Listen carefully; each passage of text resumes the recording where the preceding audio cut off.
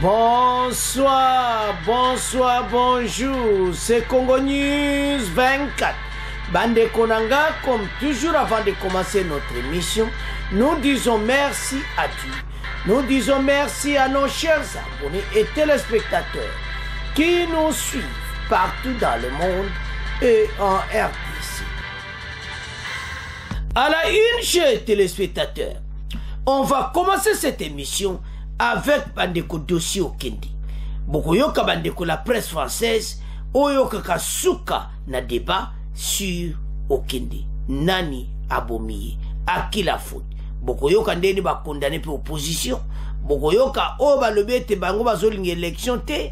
On a parlé de Mukwege, Katumbi, Bafayulu bango nyonso. Parce que ba monnaie te fallait ba crier likamoroboy. Alors Bandeko nanga, Bokoyoka et puis on va parler. La famille Okendi va déposer plainte contre un inconnu pour assassinat.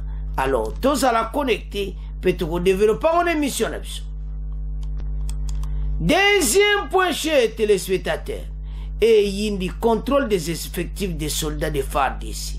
Au fin d'infiltration, au Tchemousapi, Bayebio, qui est congolais et qui ne l'est pas. Et Zaya Kouinda, et si est Yindi. Chers téléspectateurs, émission Nabissé Bandi, Yebsa Banigagnon souhaite commis tant sur l'ensemble la situation politique à RDC. Bandeko, premier point toko division en deux parties. Toko loba sur plainte au Yusa déposé contre un inconnu pour l'assassinat de Okende et puis Bokoyoka débat sur la mort d'Okende. Alors, Bandeko Boyoka be intervenant de na la presse française peut ba kotima solo. Alors, Bandeko tozala ensemble na temps oyo yebsa baninga nyonso ete bazanga te passe makambo za minene. Bandeko pon yo première partie Bokoyoka ndenge nini ba réaction abatu. Ba réaction eza ya kosaka na muti. Mais Tokobana na plainte contre un inconnu. Famille naye va déposer plainte contre un inconnu. Ba le biete pour assassinat. Et puis à ce moment où banquette ezo salama, famille ba sengi eti ba konze wa police bazala démissionnaire. C'est-à-dire kasongone kibine mobimba balongwa na pouvoir batika ebonga po bazo sala musala bango bienti. Effectivement photo ebete soka insécurité za na mboka ban police en tout cas bango tu baza pointé bataliboso. Alors sur ce famille na bango na kati ya plainte ba sengi été comité nyo soa o bazo diriger police nationale congolaise bazala libanda makamboza minene. Bandeko ce pays mboka na biso en tout cas sécurité zotambola pena malamuti. Police na biso azana ba faillite belé botala o ezo salama na Kinshasa, des enlèvements en pleine journée, des enlèvements bas civils. Tout ceci, police Moutouaza responsable à Osamoussa Malamuti. Sur ce, et moi n'étais en tout cas batika ba poste moi. Nassur, ba Congolais ba ko appuyer ba loba non.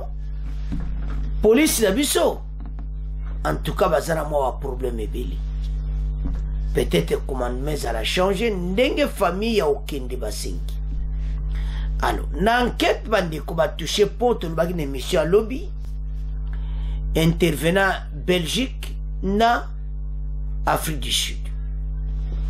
Ba kota la banquette wana pas ces situations zo koma au sakanati. Bokoyoka que ça profite à qui? Ba intervenant ba meko pesa ba point de vue ba bi mais Okende ate ozana problème na gouvernement te pourquoi le gouvernement ça les mabe pour attirer ça cause même un problème que oh boy non alors intervenir bele ba ko agir ba koloba que ça profite à l'opposition bande ko bele ba expliquer kawana pourquoi l'opposition babana na baka oyo ba yebete élection ezakuya ba lobi opposition ba lingi élection ti ba yebi qu'en cas d'élection c'est le président Fachi mutako bima biso to lobiti boko yo kabino moko ba lobi ete bango batu bazo profiter na assassinat oyo ba limbo ke kota mubulu alors bache mubulu na mboka parce au kende bazo mo ate problème nini oya koza na contre gouvernement ou bien nini opposition de mutu azo mo na responsable bande ko batu bazo débattre muta azo pesa ba idée na. Alors en ce sujet ba monété en tout cas opposition ba comme un problème mais intervenant ba ko expliquer ba pesina défaillance à justice na biso ba sepeli ndenge nini ba kotisi les internationaux. Alors ana plainte oyo famille na ba pesi avocat onyemba obo yebi azaipe avocat ya Matata Mponyo alobi ete banquette ndenge zo salama nanu kutu eza ebandi et tout ça balingi te mutu ya kotangaka bakomba bato ye mutasali bo ye mutasali bo alobi soki yo moni oza nango ba preuve yaka nango koloba te sans preuve soki oza na preuve te koya koloba te kopointe doigt na ene nkolo parce que bango famille déjà va porter plainte contre un inconnu pour assassinat. Alors makambo oyo bande ko toyebisa bino ete yamba zol mona vraiment que batu balingi mboke bongati. Chers téléspectateurs, mboka oyo chaque fois un leader oyo na ba idée bien tozo mona président Félix bazana ba idée ba bongsa mboka mais omona kaki loko mobo yeka pona kotia des c'est-à-dire batu yana na batu mobo na ebite bazana position moke EDSO yetika ko bongati EDSO to tika la kana position wana osomona ba Rwanda ba yeba bebisi sur armée tozo na deuxième point boyoka ki sango déjà bana depuis semaine passée était contrôle effectif à basoda bazotia misapi bakoyeba qui est Rwandais qui ne l'est pas baza trop na kati armée mais tozo na point. Alors dossier oyo tambo oyo ka be intervenir bo comprendre que mboka na biso. Alors en tout ça ba question bazotuna l'assassinat d'Okende profite à qui? Au gouvernement ou bien à l'opposition? Bandeko tout ba débattre wa balobi keza opposition. Boko yoka. Moka mego zalondira lo ba ke gouvernement après tout ça. Mais oyoka bango nyonso ka ba condamner opposition. Ça profite à eux. Abatangi ba deni mo kwege bango nyonso ba lingi élection ezalate. Batangi bango nyonso ba katumbi ba fayulu. Balobi ki bazonga mobule kota na mboka comme ça ça saute autour de la table to kabola ba pose parce qu'ils savent que allant à l'élection Fatim ta ko gagner biso to lobiteo boyebi to ko tiela bino. Donc bato yo ka pena ke le bazo pesa ba point de vue na bon mona pena ke oui o pesa bango raison opposition na biso bazo lingi élection ti basara mission moko spéciale mais des autres causes parce que mon konzambo kaza déterminé directement botia mabaya to kenen élection.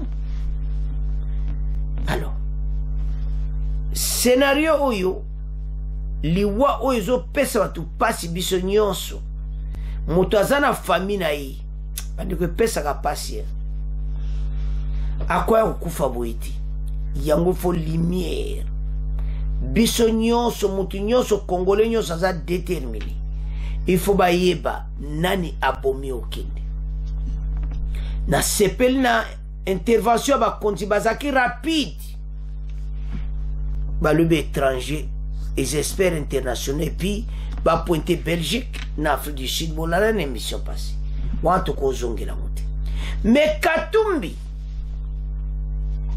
ya loyi mpe ye mpe asala ye enquête indépendante ado États-Unis na Union européenne na Angleterre soki ozotala biloko oyo eza mawa parce que déjà tozwi Belgique na Afrique du Sud Belgique ça peut avancer ok je sais pas américain tout ça il crée quelque chose bamusu bazopesa ba point de vue monso olandi ozokolobe ya mboka na biso congolais to changer mentalité alors total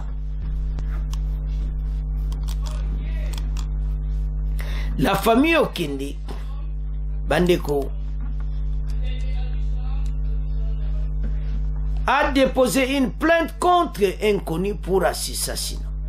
Et puis, Bokoyoka débat parce que citation toujours les canons pour le moment.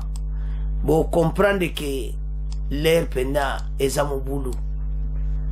Mbo canabiso la citation oyozo mon apena que batu batele mina ndenga mukite ba monete non.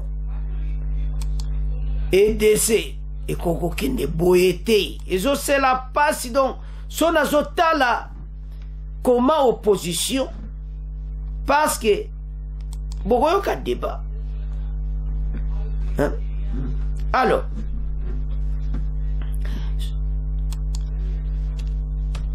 Maître Laurent Onyemba, avocat de la famille de Cherubin Okende, a déposé une plainte ce lundi 17 juillet au parquet près du tribunal de grande instance de Kinshasa-Gombe après l'enlèvement puis la mort du porte-parole du parti de Moïse Katumbi, Cherubin Okende. Pour cet avocat, les circonstances et les responsables de ce qu'il qualifie d'assassinat crapuleux de l'ancien ministre des Transports doivent être connus. Cherubin Okende a été assassiné dans des conditions imaginables. La famille, après concertation, a décidé de saisir officiellement la justice congolaise pour que lumière soit faite sur l'assassinat crapuleux de l'honorable Cherubin Okende. Vous savez que dans notre pays, nous en savons que, avec les enquêtes, la famille a subi un préjudice imaginable. D'où cette plainte pour une procédure parallèle malgré l'enquête qui est menée au niveau du parquet. Okende est un père d'une vaste famille avec des nièces et des neveux en sa charge. Cette plainte va nous permettre aussi de suivre le dossier, a dit Laurent Onyemba, au sortir de l'office du procureur. Il demande par ailleurs que les responsables de la police qui ont la mission de sécuriser la population soient suspendus pour mettre la sérénité durant l'enquête. Balobi police Nabiso, il faut pas la suspendu pour être à sérénité na enquête. Alors, ce qui bazo senga yango ba yebiete police Nabiso en tout cas failli na mission na ye à sa mission est malamuti. L'heure est grave. Balobi boy. Nous sommes d'accord qu'on associe les experts internationaux. Notre souhait est que la lumière soit faite. Il faut absolument que certaines personnes qui ont la mission de protéger les citoyens et leurs biens, que ces gens peuvent brouiller les pistes de l'enquête, soit déjà mis hors d'état de nuire pour permettre une sérénité. Balobi, bagent police, batouana tout bazaki na o bazako diriger mboka baza libanda. Le quoi expert international bakuya. On a évité parce que ceux qui bakondima ezala bongo parce que déjà gouvernement zo salaka association c'est-à-dire va travailler ensemble na expert international Belgique na Afrique du Sud. Mais selon bango bazo monete batia boya biso Liban non nandimite ki kozala bongo. Maître Nyemba c'est un juge aussi contre les déclarations tendant à orienter l'enquête qui jusqu'ici n'a pas encore commencé. À partir d'aujourd'hui, quiconque va s'hasarder à faire les déclarations va être cité à la justice pour qu'il amène les éléments à sa possession. Le biso tangi mutu Onyemba akomema na justice akoyebisa yo bino bato boyo kawate obozo tanga batu Maître Nyemba lui akomema na justice oya na ba preuve pour ko tangi mutu wana. Il faut amener des preuves. A-t-il menacé? Pour mener des enquêtes et donner la lumière sur les circonstances et les commanditaires du maître du député national et ancien ministre des Transports Chérubin Okende, le gouvernement congolais requiert la Belgique. Bande de intervention à la Belge, en Afrique du Sud, et ça la bien. Parce que les hommes ont opposé à la photo de hommes na mukwege deni mukwege onana annoncé candidature na été bazolinga élection ti et là bazolinga les payer comme akaka na kaoso la nime ba déclaration na bango sur Okende alors que Fatia za direct élection salam Fatia kolanda bango te azana besoin élection salama malgré ba réaction na bango Isamawa Batu bazolinga teto ke na direction oyo ba congolais mboke bonga. Alors bayebete ceux qui ba créer qui situation oyo motayo kufa na ba circonstance abu pona ba poste na bino bozo ape yango. Isamawa dans ces pays moto alukado makila batu pona ba poste. Et ça la propriété. Parce que tant qu'on est directement dans le débat, dans le débat, la presse française va intervenir. Balobi boui. Et ça profite à qui? Ils ont profité de Nani. La mort, l'assassinat de Okende. Parmi les intervenants, Balobi, ça profite à l'opposition. Parce que l'opposition a une élection. L'opposition a une boule contre Ramboka. Alors, biso va te l'obité. Alors, sans plus tarder, tout le monde a débat. Bon, autant avancer l'émission. Par rapport à tout ce qui se passe actuellement dans le pays, il y a vraiment une répression de la part du pouvoir, et c'est ce que nous condamnons d'ailleurs. Mais pour ma part, j'estime seulement que l'État, quelque part, a failli par rapport à la sécurité. Comment un député national en fonction peut se faire tuer en plein centre-ville de Kinshasa? C'est très grave, voyez-vous. Donc pour moi, je pense que l'État doit d'abord renforcer la sécurité pour tous les Congolais et aussi pour les hommes politiques, quelle que soit leur tendance, que ce soit les hommes politiques de l'opposition, comme ceux de la majorité, voyez-vous. Donc ce qui s'est passé pour moi, ça démontre nettement que l'appareil sécuritaire ne fonctionne pas. Comment on peut enlever un député et le cribler des balles comme ça et jeter son corps? Donc ça signifie que le simple Congolais, il n'est pas à l'abri, voyez-vous. Alors, aujourd'hui, moi je pense qu'il est un peu trop tôt pour accuser l'un ou l'autre camp. C'est vrai que le président a dit à Mbujima qu'il n'allait pas respecter les droits de l'homme, qu'il allait s'attaquer à tout Congolais. Mais bon, écoutez, est-ce que Okende présentait une menace contre la République? Point d'interrogation. Voyez-vous, alors moi je ne voudrais pas que les Congolais se versent ou se lancent dans les simulations, dans les comment dire. Oui, donc je pense qu'on laisse l'enquête faire son travail. Alors l'enquête, justement, vous êtes optimiste sur la tenue d'une enquête indépendante officiellement, la Belgique et l'Afrique du Sud ont été saisies par le gouvernement et Moïse Katumbi veut également le concours des États-Unis, de la Grande-Bretagne et de l'Union européenne. Comment est-ce que vous voyez cette prochaine étape? Non, c'est très bien. Pourquoi? Parce que nous n'avons pas de justice dans ces pays. C'est malheureusement ça le fait. Parce que le président lui-même l'a dit. La seule chose qu'il regrette pour le moment, c'est que l'appareil judiciaire ne fonctionne pas correctement.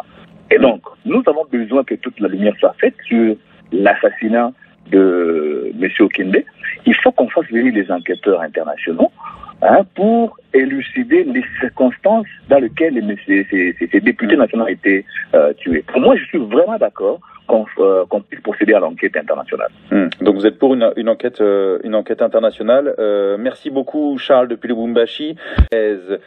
Isaac à présent nous appelle de Lubumbashi. Isaac, bonjour. Bonjour. Alors de votre côté, quelle est votre position sur cette question? À qui profite le crime? Contrairement à ce que disait l'intervenant de tout à l'heure, je crois que le crime profite à l'opposition. Je vous explique. L'opposition s'est mise d'accord pour mener des grandes actions d'envergure dans ce pays. Malheureusement, le peuple n'a pas suivi. Ils ont fait des marches. J'ai entendu tout à l'heure des autres intervenants qui avaient répression, ça et là. Mais c'est la première fois de ce pays que j'ai vu l'opposition mettre des pancartes pour appeler à la marche. Et le peuple n'a pas suivi. Alors, connaissant cette opposition qui est tellement assoiffée du pouvoir et prêt à tout pour avoir le pouvoir, ils ont monté le coup pour l'assassinat de M. Chériba Okende. Comme ça, toute l'attention de la communauté nationale et internationale serait focalisée sur eux. Ils ont su attirer cette attention. Je ne pense en rien que le pouvoir de M. Tshisekedi serait derrière l'assassinat de M. Chériba Okende. Parce que Chériba Okende ne représentait aucun risque, aucun danger pour M. Tshisekedi, qui d'ailleurs, jusqu'à l'heure, se montre toujours en avance dans les sondages des élections. Alors, il fallait quelque part salir ce pouvoir et il fallait utiliser les grands moyens. Et assoiffés du pouvoir, ils ont fait ce qu'ils ont fait. Je suis très sûr qu'avec les enquêtes internationales et même nationales, la lumière finira par jaillir. Et d'ailleurs, on a Xibambi qui nous écrit sur les réseaux sociaux et qui pense comme vous, Isaac, qui dit, franchement, dans le top 20 des acteurs politiques de l'opposition qui gênent le pouvoir en place, eh bien, le nom de Chérubin Okende n'y figure pas. Mais en quoi, Isaac, créer, entre guillemets, le chaos servirait l'opposition congolaise? Parce qu'ils ne veulent pas des élections. Je ne veux pas parler de M. Fayoulou. Je ne veux pas parler du médecin Mukwege. Ils veulent pas d'élections. Ils veulent d'une transition. Mais M. Tshisekedi ne marche pas dans cette logique. Ils tiennent des réunions tous les jours pour qu'il n'y ait pas d'élections, puisqu'ils savent que si élection il y a, M. Tshisekedi serait gagnant. Alors, il faut créer un chaos pour montrer à la communauté internationale qu'il y a un chaos dans le pays, que tout s'arrête et enfin, qu'ils gagnent leur pari. Eh bien, merci Isaac pour ce thème. Wei à présent à Kinshasa. Bonne journée Isaac à Lubumbashi. Wei dans la capitale congolaise. Soyez le bienvenu Wei. Est-ce que vous pensez comme Isaac que c'est une manipulation de l'opposition et que l'opposition est derrière ce drame, l'assassinat de Chérubin Okende? Bon, moi je répondrai à la question à qui profite le crime. Ouais, bah ça revient à ça. Et la réponse est facile à trouver. Tous ceux qui crient déjà sans enquête, sans vérification que c'est un crime d'État, c'est un crime qu'il n'y a pas à faire confiance aux institutions, je pense que ça leur profite. C'est une bonne affaire pour eux, pour faire du bruit sur le gouvernement. Donc c'est encore une fois cette idée de créer le chaos. Ouais, de créer le chaos qui a déjà été promis. Ouais. Ils ont longtemps promis de rendre le pays ingouvernable, de mettre du désordre, pour expliquer que le gouvernement ne marche pas. Moi, je pense que c'est clair. Mais j'aimerais quand même préciser ceci. Allez-y. Le dossier étant déjà dans les mains de la justice pour faire des enquêtes, le gouvernement ayant appelé à une enquête nationale et internationale, je pense que tout ce que nous dirons va être dans le domaine des hypothèses. Et l'hypothèse la plus probable, c'est que les crimes profitent à ceux qui font trop de bruit, à ceux qui veulent montrer l'État comme défaillant, à ceux qui veulent montrer que ces crimes est un crime d'État.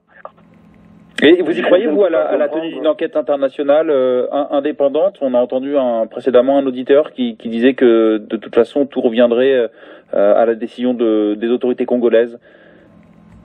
De toutes les façons, l'enquête indépendante invitée par le gouvernement. Je ne vois pas une enquête indépendante qui n'implique pas le gouvernement déjà, qui n'implique pas notre justice. D'ailleurs, le gouvernement est le premier à le dire. La première action du gouvernement, c'était celle-là. Connaissant les faiblesses de notre système des enquêtes, il a demandé à ce que les enquêteurs internationaux interviennent, notamment la Belgique et l'Afrique du Sud.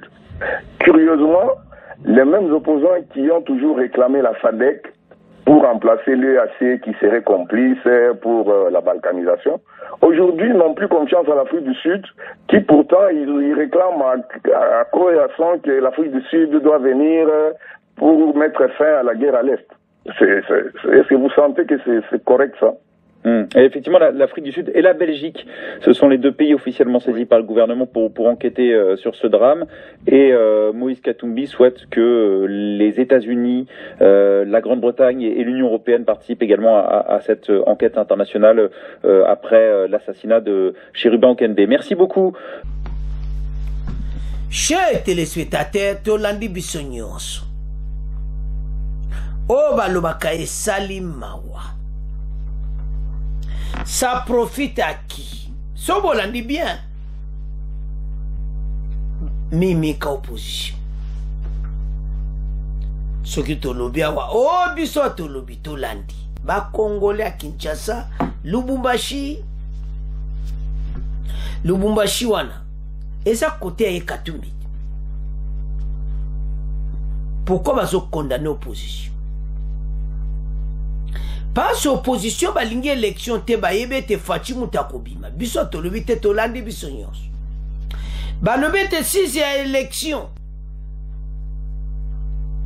Vainqueur kozala président Félix. Yango baboyi na bango bazolinga pende yango ti. Te efsa bino te élection oyo. Les élections moko. Et kozata na problème te fraude kozati. Kaka na makambo ya élection. Bolani ndekwana. Opposition ba memaki ba sale ba marche. Mais ce qui est grave, peuple alandi bangote. Et ça le quoi be échec nyonso na ba marche na bango. Bango ba kanzende to sala bo peuple olanda biso me peuple alandi ne bango. Bamoni awa foto lukanzela musu. Ya omo bande kwana bazo pointer doigt bazolo bake ça profite à l'opposition.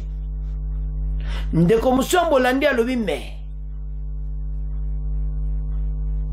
Okende bayoka été na gouvernement problème ezate. Bazomo ate comment bateau même bateau ya gouvernement basala ou bien yemabe parce que bon nyonso bafinga kamokonzi akutu oyo kutu basabia mabe ko sakanate mais bazanzela et puis bamusu ba profiter le discours à président Félix que je m'attaquerai à tout le monde est-ce que Okende azali menace pour Namboka. Voilà la question qu'on se pose. De quoi on a toutes les questions bien. Mais Asamuta Lubumbashi. Alors, il y a d'accord, tu n'as pas de comme ça. On de quoi le baki liboso. Donc, de quoi le baki liboso. Il y a ça qu'on s'attaque un peu dans le gouvernement. Mais bon, bah, tu as l'ignorance. Bah, le but pour l'opposition. Que l'opposition n'a pas mawatou. Est-ce que Okende aza danger pour Namboka pour que nous doit discours à mon konzibo balusa yango ba congolais toza mabe boso kota na réseaux sociaux boso lo mabe la vérité finira par triompher c'est autant vérité kobima bo kota na bakazaka arrête ma propagande à l'Okuta, arrête manipuler le peuple. Opposition des autres profiter na bango comme des bandeko balobi. Je peux être d'accord. Bazo linga même élection ezalati. Oyo ba Congolais bazo zela. Oyo kaka élection après alternance oyo. Élection moko démocratique. Oyo abimi. Kadi malobaki yango ke bureau par bureau bakotanga et comme apprendre kadi malobika bon allez babaluki oh voilà les fichiers boé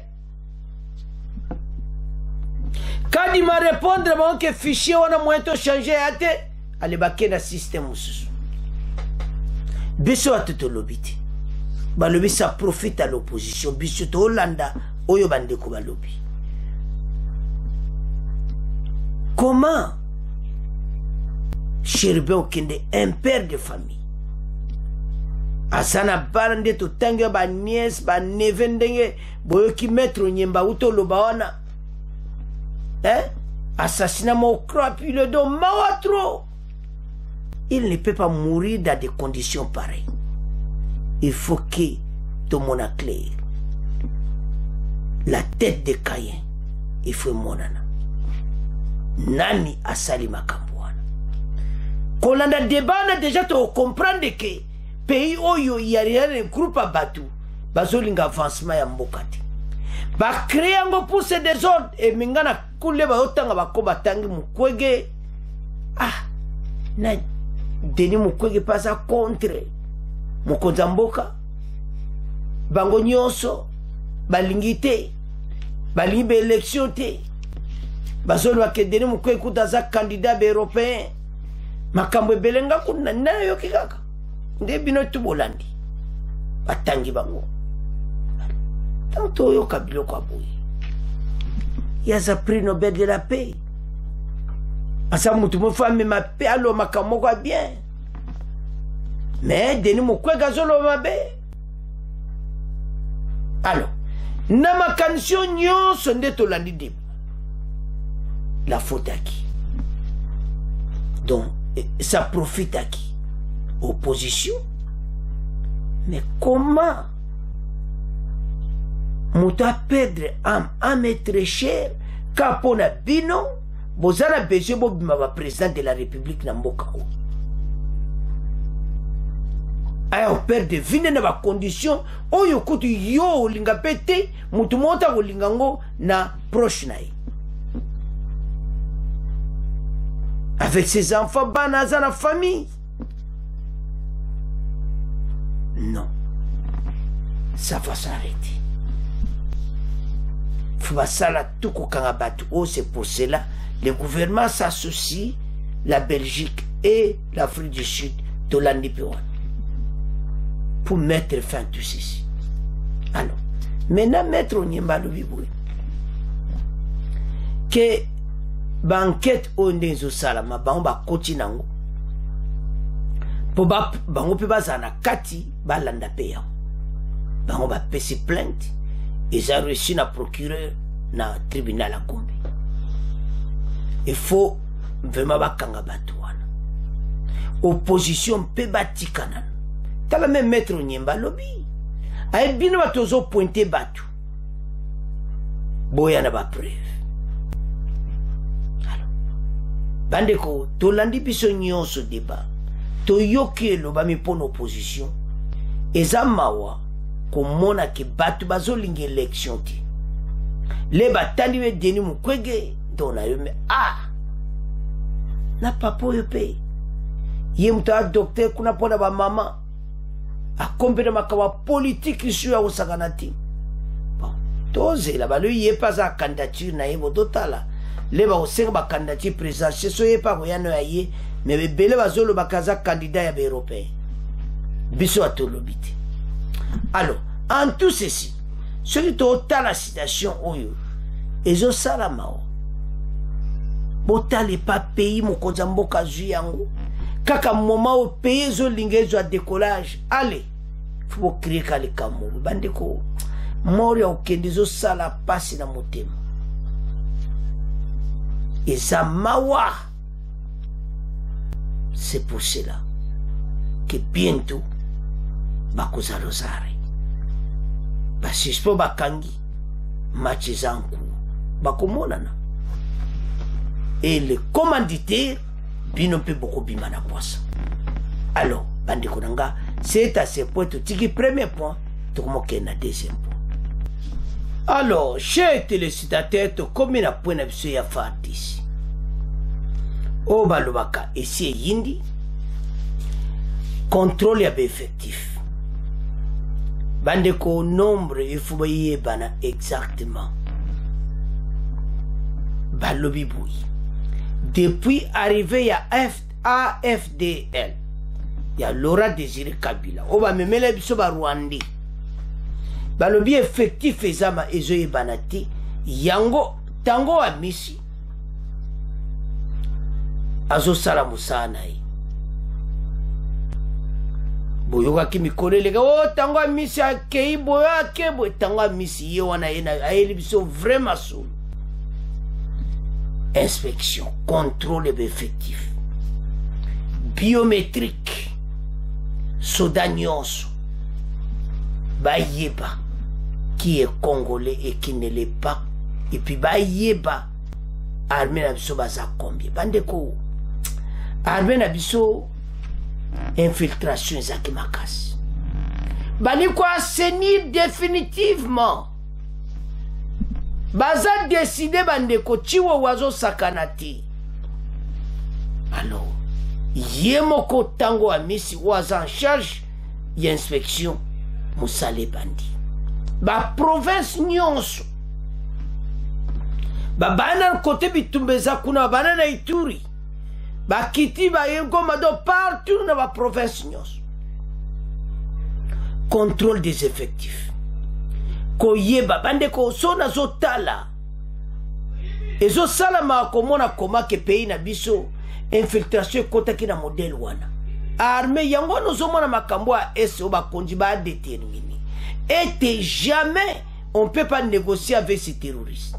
Négociation na ba terroristes wana ekozala ta ekobenda ba M23 mususu boko mona ndebe effectif et salama assainissement total koyeba yoza nani oh non ya batie musabi sikoyo tango bakomi na biométrique yo ya kolonga bui ba soda fu bazana ba carte na bango pena biométrique eyeba na nani azali na musala oyo aza congolais ou bien qui ne l'est pas parce que infiltration a kosakana te boko yoka na le tokotanga balo depuis arrivé ya AFDL effectif ekoti mobudu ezo ebana te ki e nani na FARDC infiltration totale.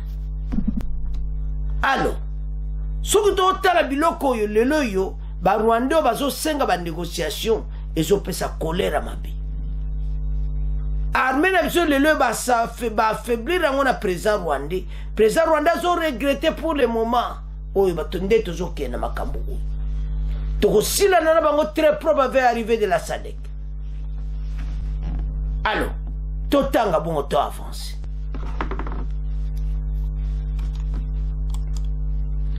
et indi contrôle des effectifs des soldats de FARDC fait de l'infiltration dans l'armée.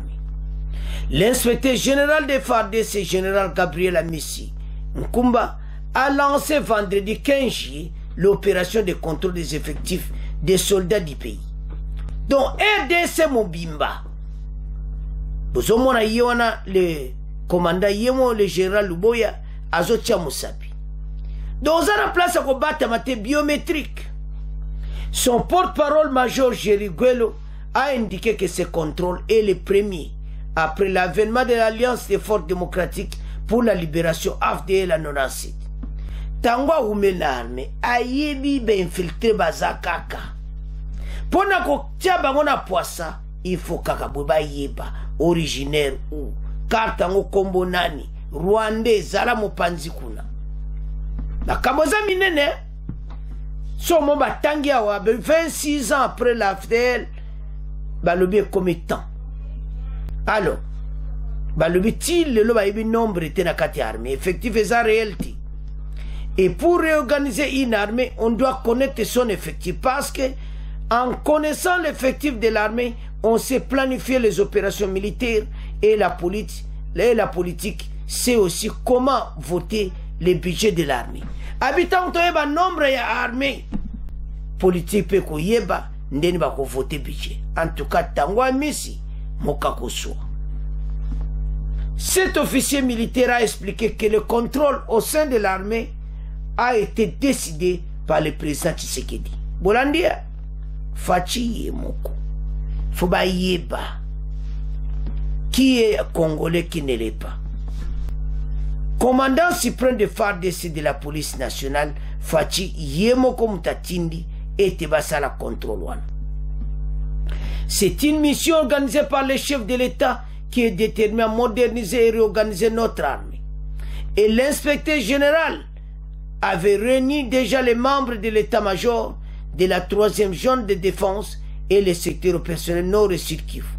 Le résultat sera connu après. A poursuivi Major Jeriguelo. Pour l'inspection générale de FARDC, le précédent contrôle avait juste aidé à évaluer les capacités opérationnelles des unités engagées dans le secteur opérationnel. Cette opération a été lancée en mars dernier à Kinshasa, avant les Grands Bandundu, le Grand Équateur, le Congo central, et s'étend à travers tous les territoires nationaux.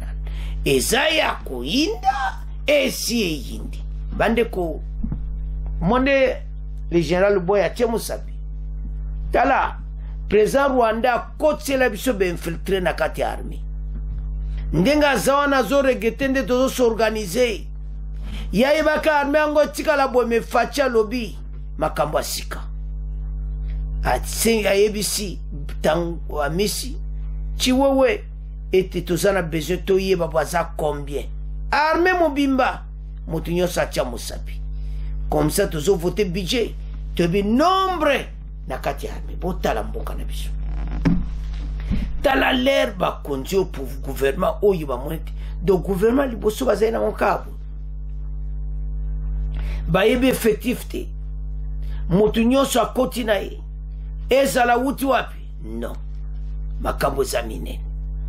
Alors situation oyo bamonete il faut qu'on change tout parce que infiltration lekaki tellement to yeba bandeko biométrique o batama wapi Tiamo sapia za Rwanda to sido yebi esil na parce que basa trop na kati ya FARDC et comme tamba tuyu parce que mokoza mboka yemo mtatindi to yeba ngo yemo ko mokoza mboka mtatindi ete basala yango ezo sala pasi pemawa. Avançons. Cap vers le Sud Kivu, l'inspecteur général des FARDC, général Gabriel Amisikumba, a clôturé sa mission de contrôle des effectifs des militaires hier à Bukavu. Selon le porte-parole de l'inspection, ce contrôle qui s'effectue dans toutes les zones de défense consiste à connaître le nombre réel des militaires qui composent l'armée nationale. Le major Jerry Bello précise que c'est la toute première mission du genre depuis presque 26 ans. Suivez un extrait des propos du porte-parole de l'inspection générale des FARDC au micro de Jean Kassami. C'est une mission qui a été initiée par le chef de l'État, le président de la République, le commandant suprême des forces armées, Félix-Antoine Tshisekedi, déterminé à moderniser et à réorganiser notre armée. L'inspecteur général avait réuni déjà le membre de l'état-major de la 33e zone de défense et les secteurs opérationnels Nord-Sud Kivu. Les résultats sera connu après. Le précédent contrôle, c'était juste évaluer les capacités opérationnelles des unités engagées dans le secteur opérationnel. Et ça fait presque 26 ans qu'avec l'avènement de l'AFDEL, l'effectif de notre armée n'est vraiment pas connu. Et pour organiser une armée, on doit connaître son effectif parce qu'en connaissant l'effectif de l'armée, on sait planifier les opérations militaires et la politique sait aussi comment voter le budget de l'armée. Le contrôle s'étend sur toute l'étendue du territoire national parce que cette mission de contrôle a été lancée depuis le 6 mars dernier, l'année en cours, en commençant par la ville-province de Kinshasa et la région militaire qui constitue la première zone de défense. Et maintenant, nous sommes dans la deuxième étape qui concerne la 3e zone de défense. Bandeko Fachi Yemum t'a décidé. était effectif y armée et yebana. Le commandant suprême, parce que yango était ko yeba. Pour infiltration, il faut ici là. La Katia Fardis.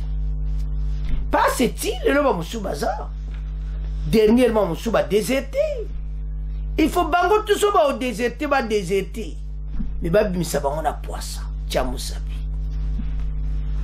Alors, tant que mon abilo kaboui, armée zolinga pe décoller. Bazir le psuba ma kambo au tchad des zones namboko. Bolan la première partie. Li voye au kindi. Alors, bandeko. Phare de semena bako yeba. Et puis ça va aider le budget ya armée. Bah yoke ba soda baza. Au 200 000, 300 000, 500 000, to yebi ki baza 400 000. To yebi ki baza 200 000. Parce que pour le moiseau, combat quoi comme dire 200 000 et quelques. Mais tous ont besoin à peu près 1 million de soldats. Les pays est vaste. Pays à mon nez bouilli. Et c'est quoi ça canate? Tous après l'Algérie, parmi les plus grands pays du monde. Dans les pays à mon nez en Afrique, tous après l'Algérie. Donc, tous après un grand pays. Yango Zosenga était comme étant Bayeba. Qui est Congolais, qui ne l'est pas. Ba Rwandais, ba comme un problème. Et ça, il y a kitoko banda kala. Mais ba lobby bien clairement, après AFDL, nombre va soudé barakeli souti. Ba j'ai effectif, te bongo soboye ba kiti. Donc, gouvernement, oui, l'équipe a ça 18 ans. Donc, bah, ça y est, mon cas, vous voyez le nombre de soldats. Ah, en tout cas, pépé de l'air, mon beau vandanier. Pourtant, c'est un beau camabé. Bah, lui, Banda arrivé à FDL, Tango Misali, Banda arrivé à FDL. Oui, ça, inspecteur, il faut au sala pour accueillir le nombre. Donc, nombre est banakati. Le chef de l'État a pris une décision. Kitoko. Qui est là? Qui est congolais, qui ne l'est pas? Biométrique. Alors, biloko nyonso, et ça pour appuyer, ce qui le loba appelle ça mbongo baebi, basoda baza combien? Comment payer ce tambola ça koyeba nombre armé, bota les pattes ou outi ba congolais? Ba konjima eko bong samboka. Mokonza mboka mutape si décision te ba contrôler FARDC ba yebe effectif. Mais tu vas 20 ans au pouvoir, ba tira ko yebe effectif ba soldate. Ah nzambe na ngai. Yango mboka zaki na désordre, ça fait mal. Président Rwanda kote ba nombre ba soldate ndenga lingi pas effectif ezate. Ba yebi nombre te. Ah non, tout est musique. Congolais fallo CP là. Gouvernement oyo baza responsable. Bazonga mboko e bonga. Mais ermo sala motema passe. Opposition bino boyebi kama élection. Talande tozo perdre batu. Makambo est très important mais à faire de ce vous n'en parlez même pas opposition. Kaka ba réunion comme na ba Katumbi asa ba réunion na ba diplomate.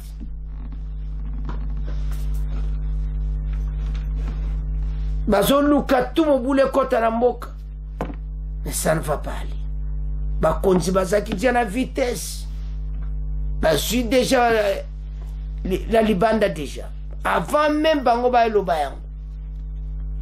Po ba kanga mutu asali makambo wana. Tozonga na dossier armé. Bazo sali ba recrutement tout ça armé za ko avancer. Mokonza mboka monita. Il faut ba carte d'identité qui toko ko yeba et puis bien moussapie au tché. Comme ça ba yeba effectif ya sodanyoso ba yeba waza combien. Bandeko suko botale pamboke witi na pe komilelo. Bozo monate. Tala ba konzinde bazo bonsa. Mais bandoka Congo balingi boyete balimboke zaka mubulu. Alors, chers téléspectateurs, et Samawa, contrôle et salama pour savoir qui est congolais et qui ne l'est pas. Alors, chers téléspectateurs, c'est assez pour tout comment clôturer mission Nabiso. Bon, continuez à s'abonner massivement. Au revoir. À la prochaine.